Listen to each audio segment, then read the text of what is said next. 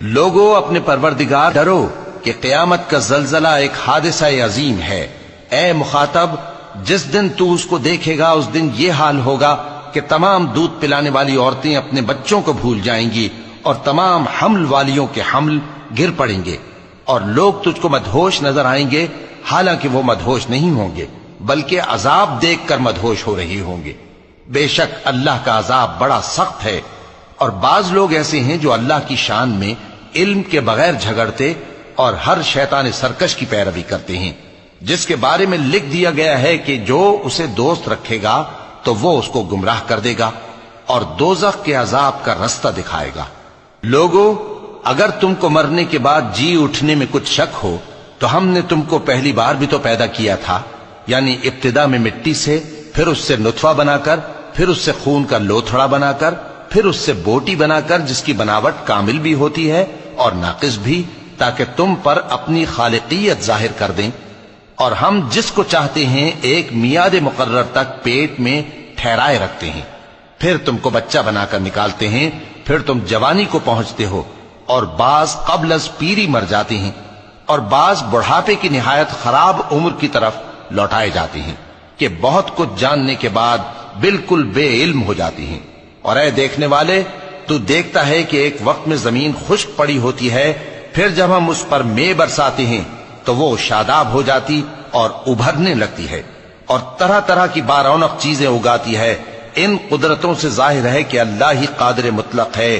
جو برحق ہے، اور یہ کہ وہ مردوں کو زندہ کر دیتا ہے، اور یہ کہ وہ ہر چیز پر قدرت رکھتا ہے، اور یہ کہ قیامت آنے والی ہے اس میں کچھ شک نہیں، اور یہ کہ اللہ سب لوگوں کو جو قبروں میں ہیں جلا اٹھائے گا، اور لوگوں میں کوئی ایسا بھی ہے جو اللہ کی شان میں بغیر علم کے اور بغیر ہدایت کے اور بغیر کتاب روشن کے جھگڑتا ہے اور تکبر سے گردن موڑ لیتا ہے تاکہ لوگوں کو اللہ کے رستے سے گمراہ کر دے۔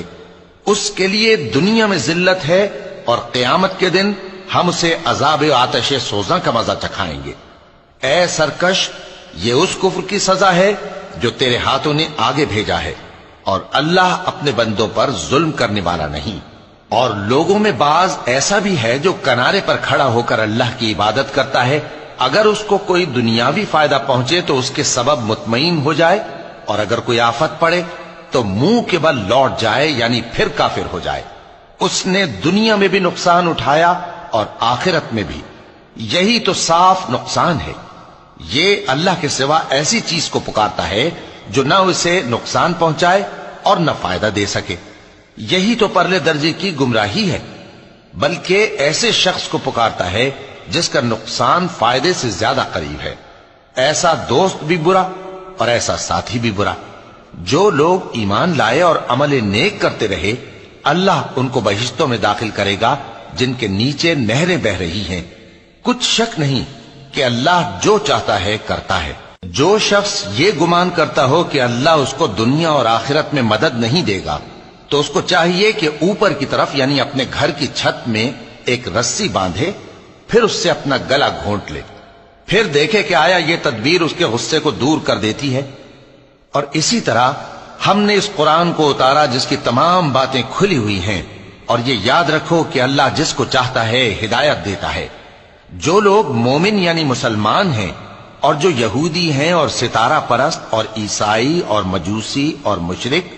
اللہ ان سب میں قیامت کے دن فیصلہ کر دے گا۔ بے شک اللہ ہر چیز سے باخبر ہے۔